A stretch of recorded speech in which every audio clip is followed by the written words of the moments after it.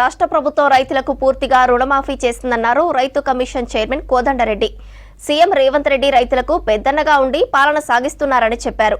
ఇవాళ వ్యవసాయ రైతు కమిషన్ ఆఫీసులో చైర్మన్ కోదండరెడ్డి ఆధ్వర్యంలో సమావేశం జరిగింది. లాభసాటి వ్యవసాయం, కల్తీ విత్తనాలు అరికట్టడం, భూసారం పెంపు సహా పలు అంశాలపై చర్చించారు. సీఎం రేవంత్ రెడ్డికి ప్రత్యేక ధన్యవాదాలు తెలిపింది వ్యవసాయ రైతు సంక్షేమ కమిషన్.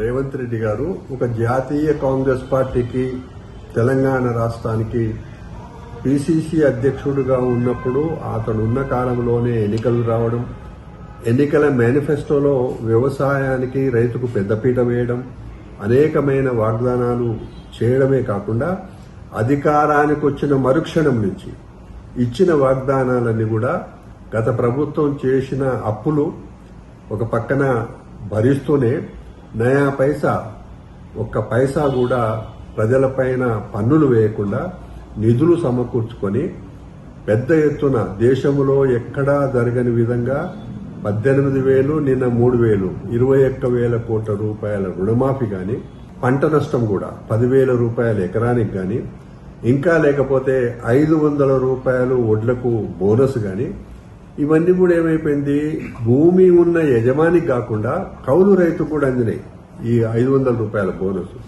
ఇవి గొప్ప నిర్ణయాలు. ఈ గొప్ప నిర్ణయాల్లో భాగంగా ఎక్కడైతే కరువు కాటకాలకు నిలయమైన మహబూబ్నగర్ జిల్లాలో ఈ సమావేశం రైతుల పండుగ నిర్వహించుకోవడం, దీనివల్ల మంచి సందేశము, మంచి భరోసా, మంచి నమ్మకము రైతులలో వ్యవసాయంలో పెను మార్పులు తీసుకురావడానికి నిన్న ప్రదర్శనలు ఇవన్నీ కూడా బాగా పనికొచ్చినాయి.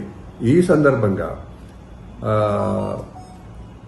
వ్యవసాయ రైతు సంక్షేమ కమిషన్ నాతో పాటుగా నా సభ్యులు అందరం కూడా 2 రోజులు అక్కడికి పోయి మేము కూడా ప్రత్యక్షంగా పాల్గొన్నాం.